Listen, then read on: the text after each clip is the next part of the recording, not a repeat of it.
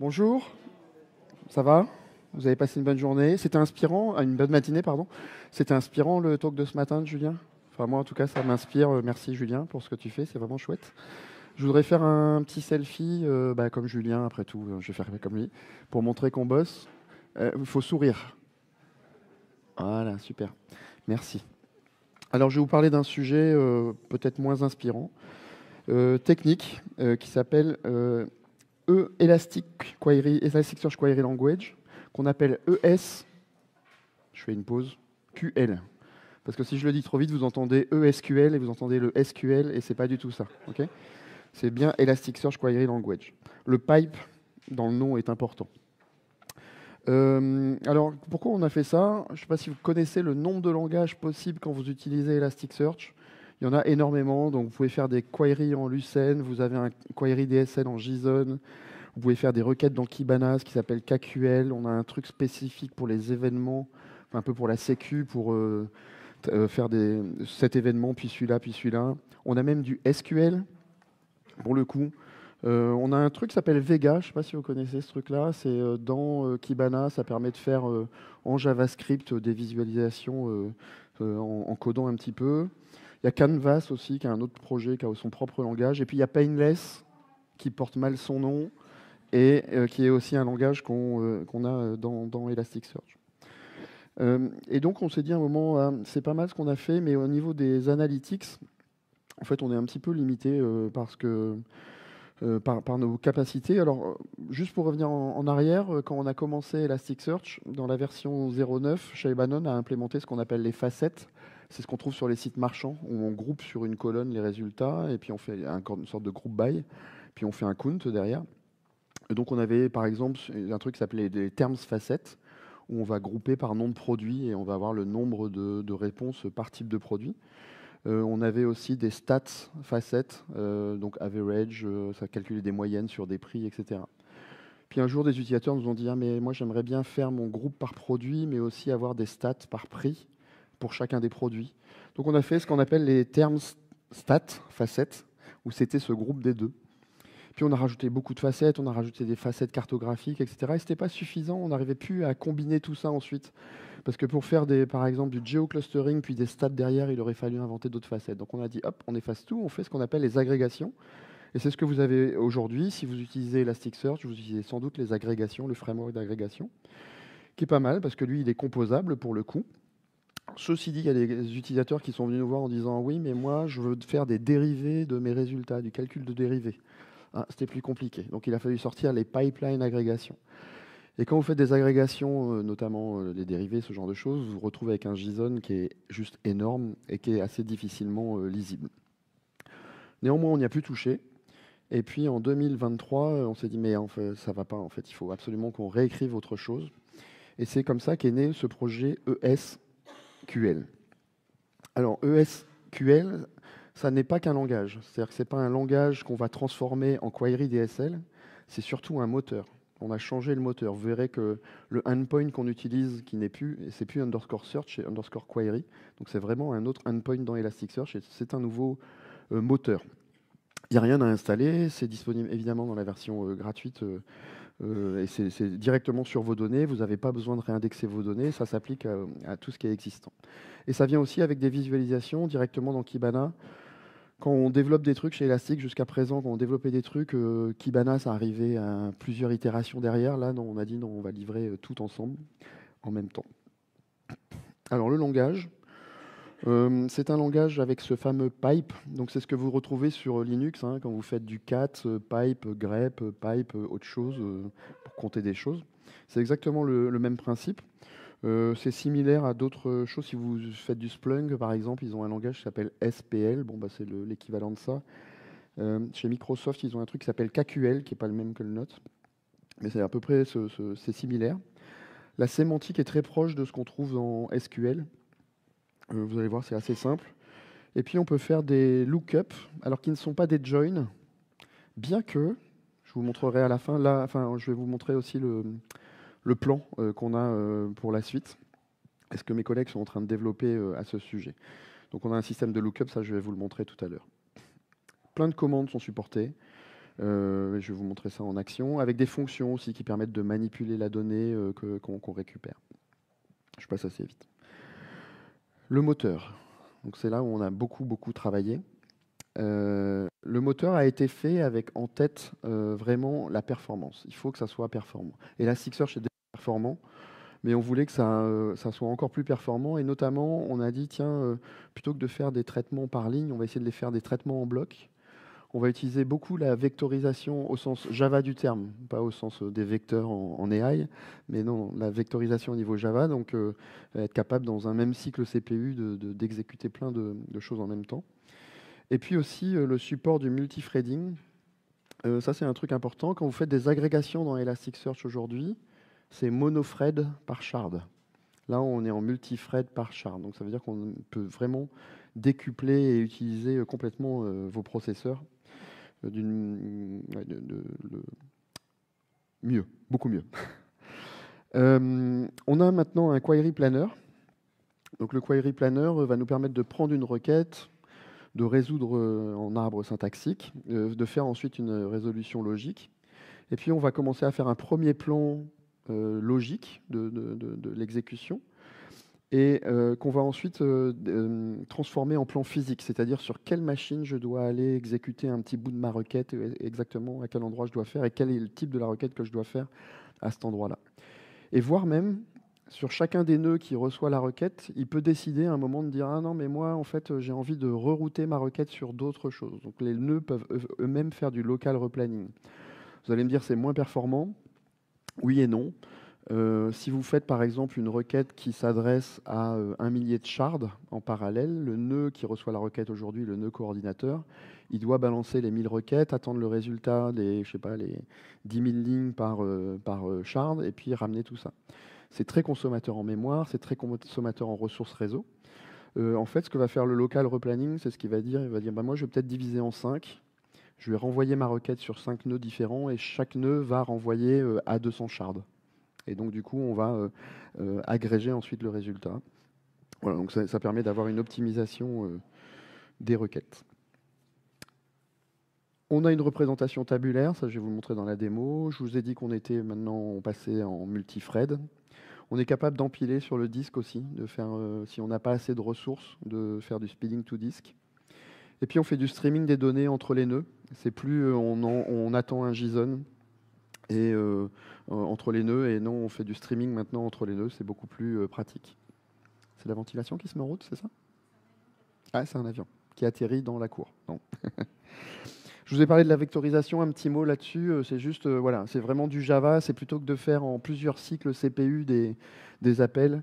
L'idée, c'est qu'on va prendre des bouts de 32 bits et les agréger ensemble, par exemple, pour faire un truc en 64 bits et faire des opérations voilà, de façon beaucoup plus efficace, en utilisant moins de cycles CPU. Alors, c'est rapide, ce benchmark-là, c'est pas pour vous montrer que, ah, ça y est, on a amélioré la performance de ESQL. En fait, ESQL, c'est ce que vous voyez en bas, c'est le trait rose. Donc, le trait rose, on compare par rapport aux agrégations d'Elasticsearch aujourd'hui. C'est ce qu'on compare. Donc, le trait rose, c'est déjà beaucoup plus rapide ESQL que les agrégations.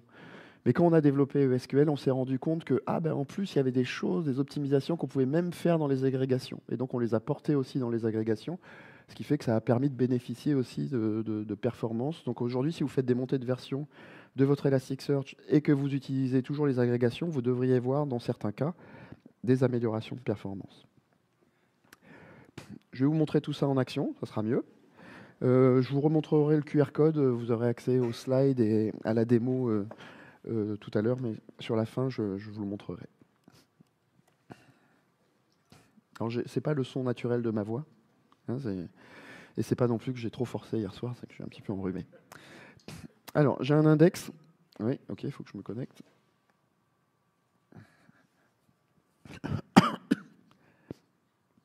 Alors, on va voir. Pas encore. Oui, autorisé si tu veux. C'est bon.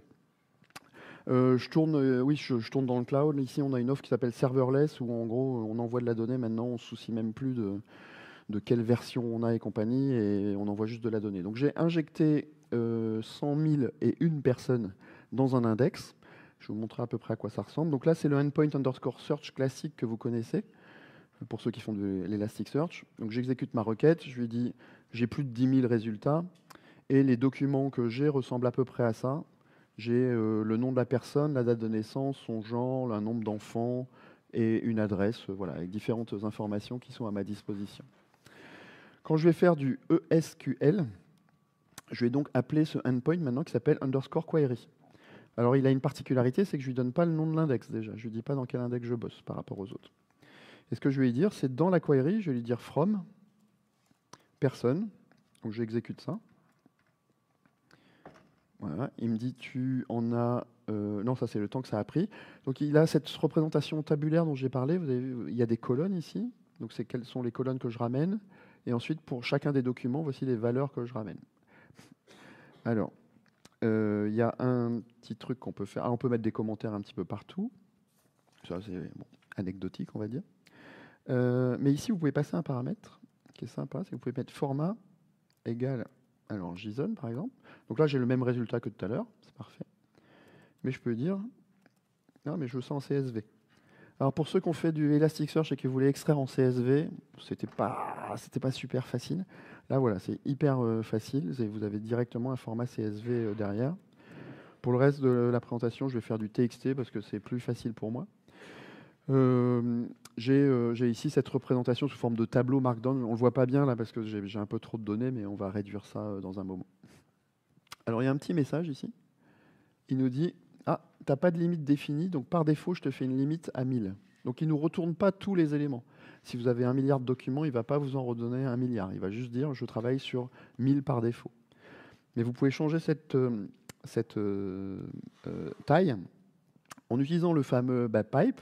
Je veux dire, je vais prendre mes personnes et dans mon résultat, je vais limiter à une ligne. OK, donc maintenant, je n'ai plus qu'une ligne. Puis on peut faire autre chose. On peut dire, allez, je vais faire ici pipe et je vais récupérer le champ, alors keep pour garder. Je veux garder le champ name et je veux garder le champ adresse.city. OK. Donc voilà, j'ai mon document avec les champs que je souhaitais voir et qui m'intéressent. Alors il y a plein de possibilités. Vous pouvez mettre le pipe évidemment comme vous le voulez à la suite ici. Moi par pratique, j'aime bien le mettre de cette façon-là, pipe, puis ensuite ma commande suivante. Bon, c'est une question de goût tout ça. Il y a plein d'autres formats aussi, je ne vais pas montrer. Voilà, vous pouvez faire du cboard, du arrow, du machin, donc consommer vos trucs dans d'autres formats, ce qui peut être sympa. Alors, c'est pas très pratique, là vous avez vu, il faut que je connaisse mes noms, c'est normal, c'est parce que je suis dans l'expérience développeur, je suis dans la développeur console ici. Mais en réalité, ce que vous pouvez faire, c'est aller ici dans Discover. Discover, c'est comme son nom l'indique, c'est pour aller découvrir nos données. Donc là, il m'affiche un petit peu les données que j'ai dans mes index. Et vous avez un petit bouton qui s'appelle Try ESQL ici. Donc c'est ici qu'il faut aller pour aller utiliser ESQL. Donc vous faites ça. Qu'est-ce qu'il me dit? Ok, j'ai rien. Je ne sais pas pourquoi. Je vais changer ça. Personne. J'exécute. OK. Donc j'ai bien ici les résultats qu'on avait tout à l'heure, ce qu'on voyait dans l'appel de l'API qu'on avait vu. Alors je peux ici lui demander d'autres informations. Alors ce qui est mieux quand on utilise la console ESQL dans Kibana, c'est qu'on a de l'autocomplétion, donc c'est beaucoup plus facile. Donc je peux aller chercher des métadonnées. Là, si j'ouvre un champ, j'ai juste les données vraiment fonctionnelles métiers, j'ai pas les données techniques d'Elasticsearch. Donc j'ai pas le nom de l'index, j'ai pas l'ID du document, j'ai pas ce genre de choses. Mais je peux le demander. Je peux dire metadata, qu'est-ce que je veux récupérer? L'index, l'ID, pourquoi pas. Je récupère ça en plus. Donc voilà, j'ai bien l'ID que j'ai récupéré et puis l'index qui doit être juste dessous. Donc on peut accéder aux métadonnées. Et puis là, je vais faire comme tout à l'heure, je vais faire un keep. Alors, pareil, autocomplétion, c'est plus facile que tout à l'heure. Donc là, je vais dire, je veux récupérer l'ID du document, je veux récupérer le nom, je veux récupérer quoi? Le genre, et je veux récupérer le pays et la ville. Quand je vais exécuter cette requête, vous avez vu là, la présentation que j'ai dans Kibana, elle est bon, c'est juste des documents à plat, hein, en fait, c'est un peu ce qu'il me montre. Là, Kibana comprend que j'ai envie de faire un data table. Donc, OK, il va s'adapter visuellement à ce que je suis en train de faire. Et je vois effectivement maintenant mes champs tels que j'avais envie de les voir. Alors, je vais mettre... non, je vais mettre ici. Je vais mettre une petite clause, on va faire de la sélection. Donc, c'est le mot-clé where, comme on trouverait dans le langage SQL. Je vais vous montrer quelque chose qui vient juste de sortir. Si vous avez une version un peu plus ancienne d'Elasticsearch que là c'est pas une 8.17, c'est même une 9 que vous avez là, puisque c'est en serverless. Mais maintenant, on peut faire du filtrage full text. Et ça se fait de cette façon-là. Donc je lui dis, voilà, trouve-moi les personnes dont j'ai David dans le nom.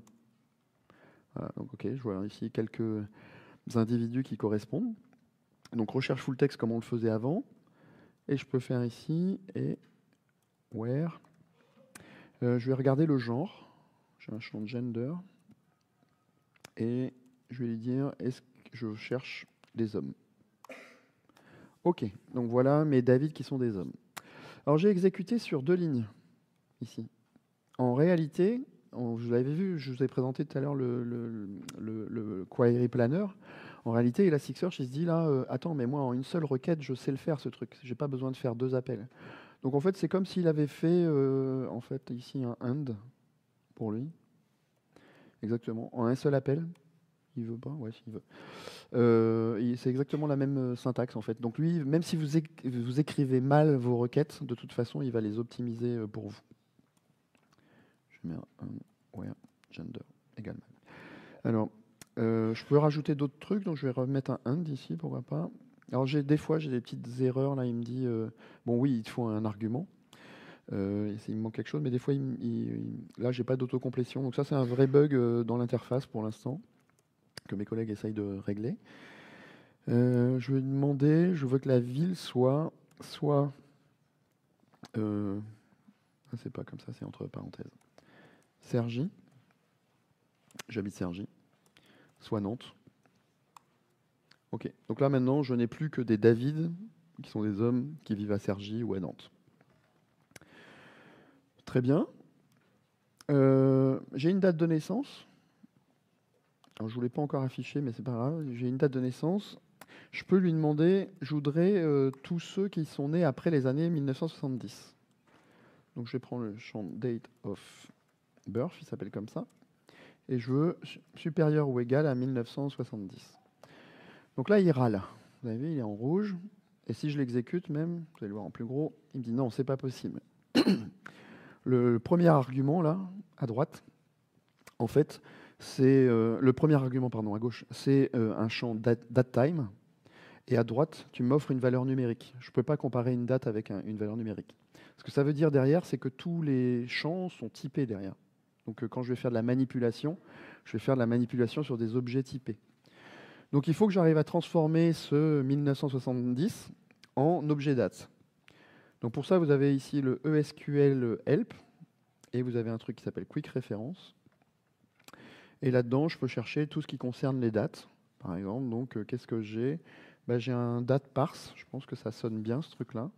Ouais, c'est ça. Donc le format, c'est, je fais un date parse, je donne le format et je dis qu'est-ce que je veux parser. Donc je vais mettre ça. Moi, je vais dire c'est une année.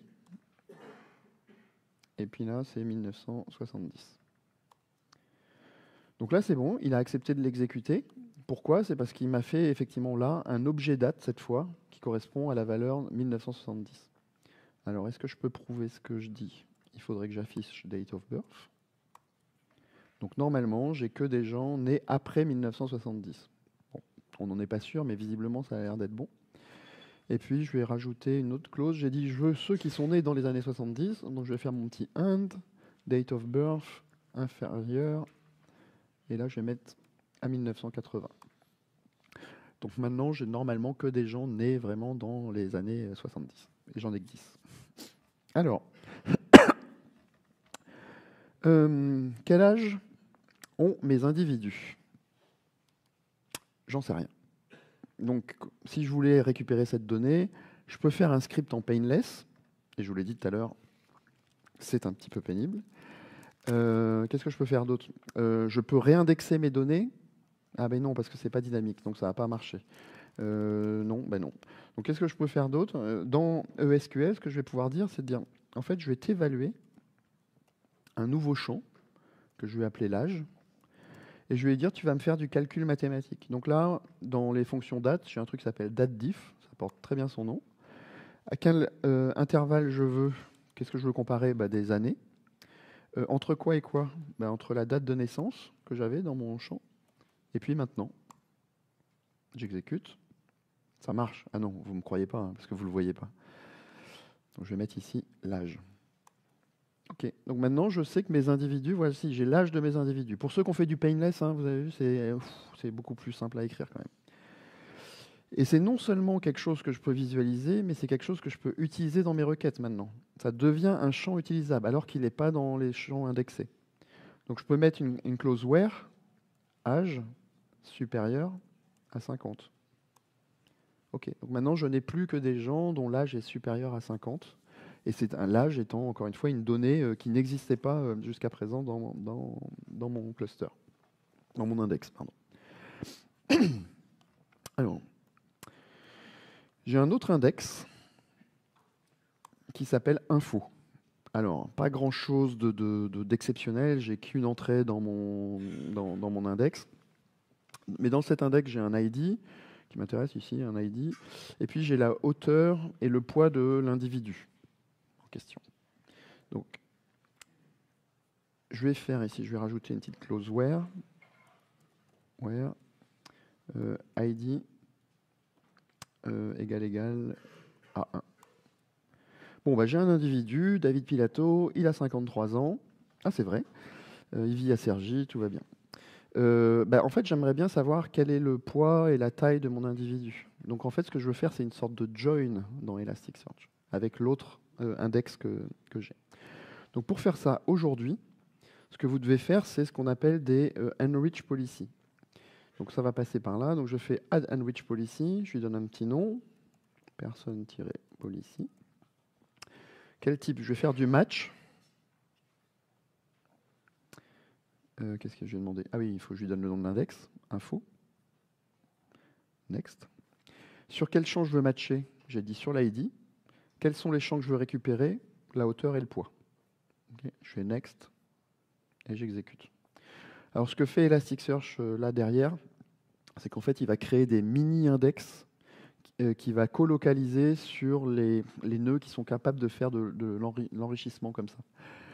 Et c'est des index qui sont hyper spécialisés pour ça et donc très compressés, hyper structurés pour ça. Donc je retourne dans mon interface ici. Donc du coup maintenant ce que je peux faire, je peux lui dire bah, tu vas m'enrichir mon résultat avec la personne policy que je viens de créer sur le champ qui s'appelle ID et je veux que tu me récupères la hauteur et le poids. J'exécute. Alors là, il ne me l'affiche pas. Alors pourquoi il ne me l'affiche pas? C'est parce que je ne l'ai pas mis. Ouais, donc je vais lui dire ici 8. Je devrais avoir de l'autocomplétion normalement. Ouais, c'est bon. Ok. J'ai bien retrouvé ici des informations. Je vois bien mon individu avec sa taille et son poids. Alors avec ce que j'ai mangé hier, le poids n'est plus exact. C'est un petit peu plus élevé maintenant. Et je peux faire quand même aussi des trucs sympas. C'est que je peux aussi remettre une clause where ici sur le poids, where weight, est supérieur à 80 kg. Donc même sur mon autre index, je fais une requête, je limite la jointure en fait que je vais faire entre les deux. Bon, c'est pas mal ça. Qu'est-ce que je peux faire? Est-ce que je suis en bonne santé? Tiens, c'est quoi mon BMI? C'est notre indice de masse corporelle. Ben, on peut se faire une petite évaluation. Je vais me calculer le BMI. Et le BMI, c'est calculé comment? C'est un arrondi. On prend le poids, on divise par la puissance de la hauteur au carré et on arrondit à 1. J'exécute. Vous avez vu, je ne lui ai pas dit keep BMI, mais il me l'affiche quand même. Alors pourquoi? C'est parce que en fait, cette évaluation, je la fais après le keep, le premier keep. Et donc il me dit, bah, tu l'as voulu la calculer, c'est probablement que tu veux l'afficher. Ok, donc c'est pour ça qu'il me l'affiche par défaut. Donc suivant où vous mettez votre éval aussi, ça peut influer sur le résultat que vous allez avoir. Donc j'ai mon BMI 28,4. Est-ce que je suis en bonne santé ou pas? Ben, on va le calculer. Faisons une autre évaluation là-dessus. On va dire Elphi. Je vous montre ça, c'est juste pour vous montrer cette fonction que j'aime bien, case, qui est en fonction du résultat de ce que j'ai évalué avant. Donc si le BMI est inférieur à 18,5, alors je ne suis pas en bonne santé. Si le BMI est supérieur ou égal à 25, à force de le taper, je le connais par cœur maintenant, je ne suis pas en bonne santé. Sinon, je suis en bonne santé. Je ne suis pas en bonne santé. Ok, il faut que je fasse un peu de sport. Je sais. Bon, c'est pas mal déjà, hein. Vous avez vu cette requête, elle est quand même, pour moi, elle reste lisible. Et ce que j'aime bien, c'est le côté, on y va petit à petit, on y va pas à pas. Je commence à explorer mes données, je rajoute des trucs qui me manquent, comparé à ce qu'on faisait avec du query DSL dans Elasticsearch, qui était plus, voilà, plus pénible. Je trouve que c'est voilà, plutôt sympa ce qu'on fait là. Alors, je vais vous montrer autre chose. Je vais prendre mon petit cheat code ici. Je vais prendre ce truc. Alors ça me permet de fabriquer un test. Donc je fabrique une ligne avec un champ A qui a une chaîne de caractères à l'intérieur. Okay. Et donc c'est ce qu'on voit ici, j'ai juste un champ A avec une chaîne de caractères. Imaginez, c'est des logs. Pourquoi pas. Je peux pas faire grand-chose de cette chaîne si je veux savoir, par exemple, quelles sont les lignes dont le nombre à la fin est supérieur à 40. Ben, je peux rien faire. Il faut que j'aille enrichir mes documents. Donc, vous avez plusieurs façons de faire dans Elasticsearch. Vous pouvez faire, encore une fois, ce qu'on appelle les runtime fields avec des scripts qui vont vous permettre à la volée de fabriquer des nouveaux champs. Ça se fait. C'est très verbeux aussi. Sinon, ce que vous pouvez faire, c'est réindexer votre dataset et dire bon, maintenant il faut que je split au tiret et que je reconstitue mes structures de données. Là, on va dire j'ai un besoin urgent, je suis en prod, j'ai mal indexé un truc, mais j'ai quand même besoin d'extraire la valeur. Allez, il faut que je fasse quelque chose. Donc, ce que vous pouvez faire, c'est à la volée faire ce qu'on appelle du dissect sur le champ A et lui dire bah, ici, j'ai une valeur, c'est une date. J'ai un espace, un tiret, un espace, et après j'ai un email. J'ai un tiret, un espace, un tiret, et après j'ai une IP. J'ai un tiret, un espace, et après j'ai un nombre. Ok, c'est bien. J'ai quelque chose visiblement, et je vais faire un keep. Maintenant, bah, je vais garder ma date, mon email, mon IP et mon nombre. Ok, j'ai maintenant de la vraie donnée structurée sur laquelle je vais commencer à pouvoir travailler.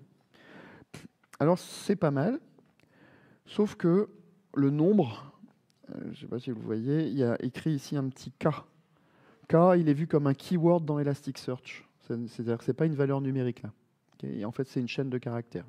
D'ailleurs, je pense que si on l'affiche là, non, on ne le verra pas. Mais il est vu sous forme de chaîne de caractères. Donc à la place de ça, ce que je peux faire, je vais utiliser mon cheat code. Je vais prendre ça. On peut faire ce qu'on appelle du grok. Grok, c'est ce qu'on trouve aussi dans Logstash, qui permet d'utiliser des expressions régulières pour faire du parsing, qui va être beaucoup plus précis. Tout à l'heure, c'était juste quelque chose, un espace, un tiret, quelque chose. Et là, il faut que ça soit une date. Si ce n'est pas une date, ça ne marchera pas. Si ce n'est pas un email, ça ne marchera pas, etc., etc. Donc si j'exécute ça, j'ai exactement la même chose que tout à l'heure. Mais ce que je peux faire, c'est dire maintenant, je peux typer. Je peux dire non, mais ça, je veux que ça soit une valeur entière. OK. Donc maintenant, j'ai un nombre. Et donc, ça veut dire que je peux faire ici mon where number supérieur à 40. Okay. Et ça marche. Bon, j'ai qu'une ligne. Okay. Si vous faites ça, évidemment, sur un cluster, si vous faites sur tous vos enregistrements, ça risque d'être peut-être coûteux. C'est là qu'il y a un truc qui est sympa, c'est que vous pouvez vous dire, je vais peut-être faire ici une limite à 1 ou à 10, qu'importe. Allez, à 10, je vais prendre les 10 premiers, bon là j'en ai qu'un. Et je vais appliquer le grok et le reste que aux 10 premiers. Donc je fais je prélimite un petit peu mon résultat et ça m'évite et ça me donne quand même une information qui va être sans doute utile pour la prod sans exploser éventuellement mon cluster. Alors je vais reprendre mon exemple de personne. Je vous ai parlé depuis le début, je vous ai dit ce qu'on voulait refaire, c'était aussi refaire des agrégations. Et on n'en a pas vu une pour l'instant. Okay, donc là, j'ai des personnes et j'en prends 10. Pour faire des agrégations avec ESQL, en fait, on va faire ce qu'on appelle des stats chez nous. Je vais lui donner un petit nom, je vais lui dire count. Ah tiens, d'ailleurs, il me propose un truc, je crois. Ah non, tiens, c'est marrant. Hier, il me proposait un autre truc. En fait, c'est dans la version serverless, on fait toujours des mises en prod régulières, tout le temps. Et donc, des fois, on introduit des petits bugs. Bon. Ou peut-être qu'il me le proposait, mais sous une autre façon. Je vais juste voir. Est-ce qu'il me propose un truc là? Non. Bon, je le refais. Stat. OK. Count. Donc, je vais faire un petit count. Et la fonction que je vais appliquer, c'est un count. Okay. J'exécute. Alors, il me fait un truc, Kibana. Il m'affiche ça sous forme de métrique. Pour ceux qui font déjà du Kibana, vous connaissez peut-être ces métriques qu'on affiche. En fait, il a compris que je voulais lui afficher une stat. Donc, il me dit, OK, je vais adapter ma visualisation là en ce moment parce que visiblement, ce que tu as envie de faire, c'est ça. C'est un métrique. Alors, il y a un petit mot-clé by. Ça veut dire que ouais, je peux lui dire split-moi ça par pays. J'exécute, il me dit ah, OK. Donc, il adapte la visualisation en fonction de ce que vous êtes en train de faire. OK, je vais dire par pays, c'est bien, puis je vais le faire aussi par ville. OK. Donc là, j'ai un résultat qui n'est pas très joli, pas très exploitable. Donc même si Kibana vous propose quelque chose, vous avez quand même la possibilité d'aller le modifier en disant non, mais moi, je veux faire un pie chart, ça sera plus joli. Et puis, je crois que je peux changer ici avec un petit donut. Très bien. Je fais apply and close. OK, j'ai à peu près mes résultats. Alors, je sais que mon dataset, là, j'ai un petit souci, c'est que vous avez vu, en France, j'ai que 2 villes, en Italie, j'ai que 2 villes, alors qu'en Allemagne et en Angleterre, j'ai 3 villes. C'est un dataset random que j'ai indexé et je sais que j'ai 3 villes partout. Pourquoi? Parce que j'ai mis une limite à 10. Et en fait, même sur les agrégations, j'ai récupéré que les 10 premières agrégations. Donc il faut que j'augmente cette limite si je veux tout voir. OK, donc là maintenant, ça y est, je vois tout. Pensez à ça, hein, quand vous avez des résultats bizarres, regardez vos limites, parce que ça peut changer un petit peu la donne. Je peux calculer d'autres statistiques. Là, j'avais fait le count, mais je peux dire, mais calcule-moi aussi un truc qui va s'appeler le nombre d'enfants. Je vais appeler ça comme nombre moyen d'enfants. Et je vais faire une moyenne du nombre d'enfants, aussi splitté par pays et par ville. Alors, ça donne ce que ça donne. Je vais peut-être mettre ça. Les children, je vais les mettre à droite. Voilà, ça sera plus joli. Bon, c'est peut-être pas idéal, mais je vois qu'à Ischia, en Italie, j'ai 6165 individus et une moyenne de 1,992 enfants. Statistique que vous avez dessous, hein, toujours, évidemment, que vous pouvez voir sur la version tabulaire.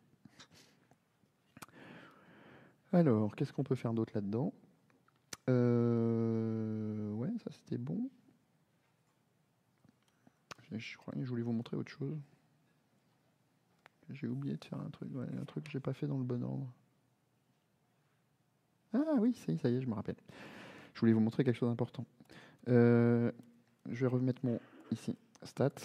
Ça sert à ça, mes feuilles de cheat code, tu vois. Quand j'ai oublié quelque chose, ça me permet de me retrouver. Tout à l'heure, je vous avais fait un count. Count égale count. Et il m'a dit j'ai 100 000 une personne. Et si je fais ça, j'en ai 15. Ok, donc on voit bien, de temps en temps, l'emplacement où vous mettez le pipe et tout, ça a vraiment de l'importance. De temps en temps, ça n'en a pas, puisqu'Elasticsearch va recalculer et va merger, par exemple, aux différentes clauses where. Mais là, typiquement, ça a de l'importance. Donc, ce que je vous disais tout à l'heure sur les logs, si je faisais du dissect et des trucs comme ça, j'ai peut-être pas envie de le faire sur mes milliards d'enregistrements.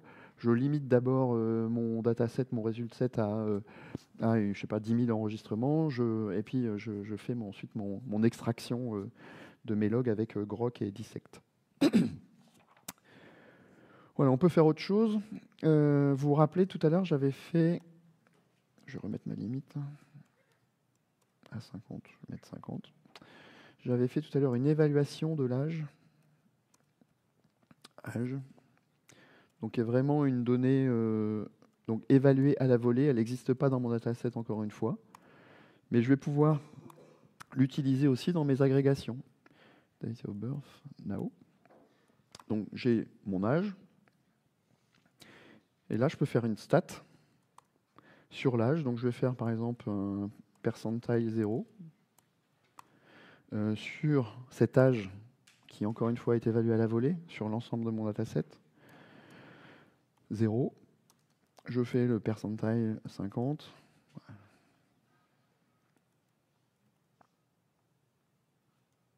Vous m'avez pas dit que j'avais fait une erreur là. Alors, 50.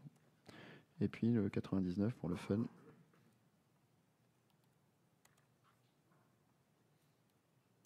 Allons-y. OK. Donc il m'a calculé des percentiles sur une donnée qui n'existait pas dans Elasticsearch, mais qu'il a calculé à la volée en fonction de ce que je lui ai demandé. Okay. Donc c'est peut-être là, ça risque d'être lent si vous faites ça sur beaucoup d'enregistrements. Bon, là, ça s'est plutôt bien passé sur mes 100 000, ça allait. Je vous ai pas parlé d'un truc, c'est le tri. Alors on peut faire du tri, évidemment, sur les résultats. On va pouvoir trier sur par exemple, le champ PI. Ah, je ne l'ai pas gardé, le champ PI. Ah oui, je sais pourquoi. J'ai oublié de dire ici, je peux faire encore mon split par pays. Donc maintenant, j'ai mes percentiles par pays qui arrivent. Et donc, je peux faire, du coup, ici, du tri, cette fois par pays, de façon descendante. Pourquoi pas? OK. Donc voilà, Italie d'abord, Angleterre à la fin. Ou alors, je peux faire du tri sur mes percentiles 50 de façon ascendante. Et le 50, 49, 88, 49, 876, 923 et 965. Donc c'est bien ascendant. Okay. Alors, ça c'était bon. Il me reste un petit peu de temps pour repasser sur les diapos et vous expliquer ce qu'on va faire ou ce qu'on est en train de bâtir dorénavant et voir même aussi comment vous pouvez consommer le résultat. Donc j'en ai parlé tout à l'heure dans la petite démo, je l'ai fait un petit peu. On a vu qu'on pouvait faire du rendu en texte, en CSV, et puis en JSON, en Arrow, en plein d'autres, en CBOR, en plein d'autres choses. Donc très pratique à consommer dans d'autres frameworks. Si vous faites du Java, vous pouvez, pareil, appeler votre requête ESQL. Donc vous la fabriquez comme je l'ai faite ici, là, ce qu'on a fait tout à l'heure, du copier-coller. Ma requête, je la passe dans mon client et j'appelle le champ la méthode ESQL pour accéder au client ESQL. Et dans ma query, j'ai des adaptateurs que je dois passer. Donc là, je vais passer un adaptateur d'objets. Donc il va me renvoyer des bins d'instances personnes, pour ceux qui font du Java. Donc ça veut dire que dans mon bin personne, il faut que j'ai un champ name et probablement un champ ID, je ne sais pas pourquoi. Non, je ne dois pas avoir de champ ID, au contraire, puisque je ne l'ai pas demandé. Et donc, je vais pouvoir récupérer ensuite directement mes objets bin sous forme et le champ name de mes bins directement. Donc, assez pratique aussi à utiliser. Pour ceux qui font du Resulset, du JDBC classique, on peut utiliser un adaptateur JDBC. Et là, du coup, il va nous renvoyer des Resulsets sur lesquels on va pouvoir itérer et faire ce qu'on fait habituellement dans notre code. Ce qui est arrivé, pardon, je ne vous l'ai pas montré, c'est qu'on a maintenant les name parameters. Donc on peut injecter dans la requête, dans la query, des valeurs qui viennent de l'utilisateur et nous, on va pouvoir juste injecter au bon endroit ça dans la requête. Ça se fait aussi du coup en Java. De la même façon, where name égale un point d'interrogation name, et puis du coup, on va pouvoir lui passer en plus ces paramètres nommés dans notre requête. Donc plutôt que de faire des chaînes de caractères composés à la main, ce que je faisais jusqu'à présent, avant qu'on ait la 8.16. Ça sert aussi à autre chose. Ça, je ne peux pas vous donner le numéro de version parce qu'on est encore en train de travailler dessus. La possibilité, quand on fait nos requêtes dans un dashboard, on peut faire aussi du ESQL à l'intérieur. Et quand on fait notre requête, tout à l'heure, je ne vous ai pas montré les buckets, mais je peux faire des timestamps, des groupés par jour, par mois, par etc. Donc ça se fait sous forme de bucket. Ben, il y a un nouveau champ, une nouvelle option qui va apparaître qui s'appelle Create Control. Et Create Control va me permettre de dire, OK, je vais avoir un paramètre nommé que j'appelle ici myInterval. Donc ça va être derrière ce que je vous ai montré juste avant, les paramètres nommés. Et voici les valeurs auxquelles que tu vas pouvoir utiliser. Et ce qui va permettre à l'utilisateur final d'avoir un sélecteur avec les valeurs que vous avez données. Et ça va pouvoir adapter vos visualisations comme vous avez envie de le voir. Très pratique. Je vois que quelqu'un a fait ouais, parce qu'il y a des gens qui attendaient ça depuis longtemps. C'est vrai que c'est un manque. Je vous ai dit qu'on a plein de langages dans Elasticsearch et dans Kibana et tout ça qu'on supportait et qu'on supporte toujours. On a des utilisateurs qui sont habitués à faire des requêtes en KQL. Dans la prochaine version qui sort, on aura le support aussi de KQL. Donc vos requêtes KQL, vous pourrez les transformer en ESQL très facilement aussi. Et puis j'en ai parlé un petit peu tout à l'heure, on va avoir le support des joins. C'est en cours de développement. Je ne peux pas vous donner de version non plus là-dessus. L'idée, alors il y aura deux types de joins. Le premier que je vous ai montré en haut, qui me manque terriblement aujourd'hui, c'est le inline stats. Ça sert à quoi ce truc-là? C'est par exemple, je vous ai montré tout à l'heure, je voulais faire la moyenne du nombre d'enfants. J'avais fait une average. Ben, je voudrais bien retrouver maintenant tous les documents qui sont supérieurs à la moyenne du nombre d'enfants. Donc pour ça, il faut que je fasse une inline stat qui est le children, mon champ children que j'avais tout à l'heure, que je vais pouvoir réutiliser dans une clause where derrière. Donc c'est ça le inline stat. Ça va être très pratique. Et des joins. On va pouvoir faire des joins sur un autre index. Alors il n'y aura pas besoin de créer des enrich policies que je vous ai montré tout à l'heure. Il y a juste un champ à modifier dans l'index pour lui dire qu'il est joinable. Je ne sais pas si on peut dire ça comme ça. Mais c'est à peu près ça. Et puis, normalement, il y aura une expérience drag and drop, mais ça, je n'ai rien vu là-dessus encore, donc je ne peux pas vous en parler plus. J'ai vu ça il y a 2 jours, mes collègues ont annoncé en interne qu'ils ont créé ce truc qui s'appelle le fork, et je trouvais ça très, très, très sympa. Alors, il y a plusieurs choses à dire sur ce slide.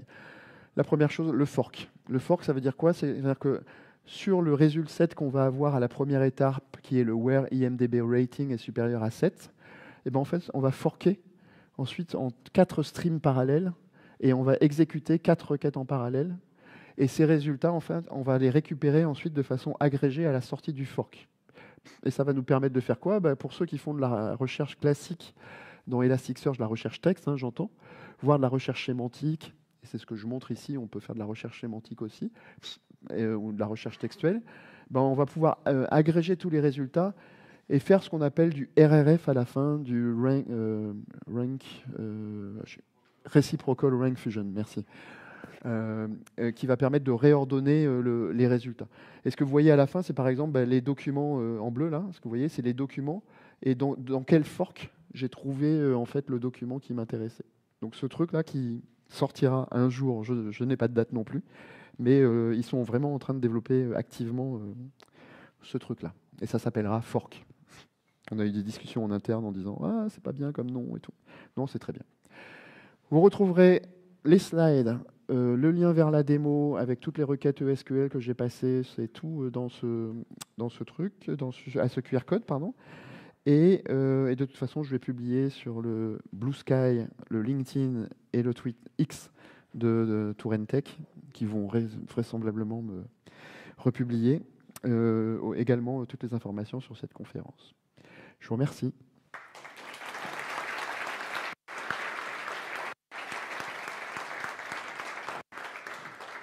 On a 6 minutes pour les questions. Oui. Vous parliez du Query Planner. Ouais. Est-ce qu'on a accès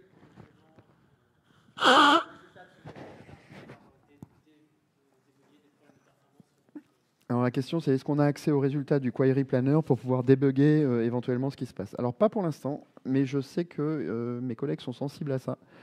Et on voudrait. Alors il y a une sorte de profiler qui permet déjà de faire quelque chose, mais c'est pas encore on n'a pas d'explain plan encore aujourd'hui. En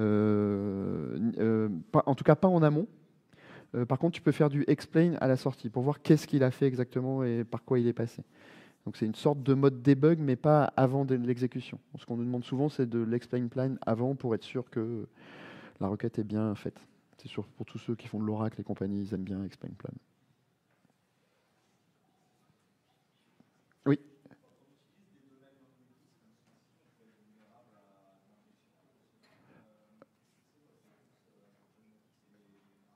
Oui, c'est ça. La question, c'était, on est sensible à l'injection et donc avoir des trous de sécurité, en gros, quand on va exécuter des requêtes comme ça. Et quelle est la réponse d'Elastic à ça? Donc, c'est les name parameters. Oui, je confirme ta réponse. Ouais, ils ont fait du traitement dessus. Je n'ai pas les détails techniques. Je sais ils l'ont traité. Pour une boîte qui fait de la sécu, ça aurait été mal quand même.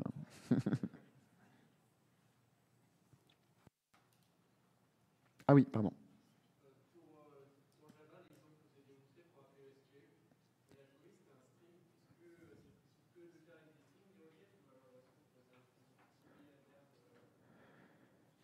Alors la question, c'est la requête ici, elle est seulement sous forme de chaîne de caractères. Et donc, est-ce qu'on pourrait le faire avec un client un peu plus avancé qui permette de composer sa requête en faisant du point where avec les paramètres et tout ça? Euh, Pas à ma connaissance. Il faudrait que j'en parle avec Sylvain Wallace qui travaille sur, sur le client Java. À ma connaissance, non, on n'a pas ça pour l'instant. Voilà, mais après, ça peut peut-être aussi venir de la communauté sous forme d'un truc externe aussi, hein, peut-être. Ça pourrait peut-être marcher aussi. Et honnêtement, je ne sais pas.